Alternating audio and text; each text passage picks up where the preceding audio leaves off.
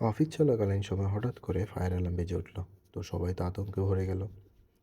সবাই তড়িঘড়ি করে লিফট ইউজ না করে কলোনি দিয়ে, যেখান দিয়ে সিকিউরিটি পারপাসে বের হওয়া যায়, ওইখান দিয়ে সবাই বের হলো। বের হয়ে নিচে আসার পর দেখলো যে ফায়ার অ্যান্ড সেফটির বিষয় নিয়ে আমাদেরকে একটা ট্রেনিং সেশন রাখা হয়েছে এবং সেখানে সকল এমপ্লয়ীদের এই বিষয়ে বোঝানো হয়েছে, কারণ চারিদিকে এখন বিভিন্ন সময়ে অফিস আদালতে আগুন লেগে যাচ্ছে।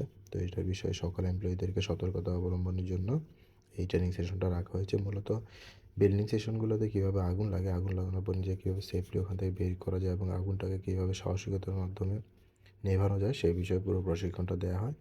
এছাড়াও এর পাশাপাশি কীভাবে বিল্ডিংয়ে থাকা যে সিকিউরিটি অফিসারদের সহযোগিতা, কীভাবে পানির লাইন বের করে পানিটা স্প্রে করে কীভাবে আগুনটা নেভাতে হয় এবং পানির লাইনে কীভাবে পাইপটা ইউজ করতে হয় সে বিষয়ে পুরো সুন্দর করে উপস্থাপনা করেছে। তো আজকের ভিডিওটা এই পর্যন্ত। সবাই সুস্থ এবং সেফ থাকবেন। ধন্যবাদ সবাইকে।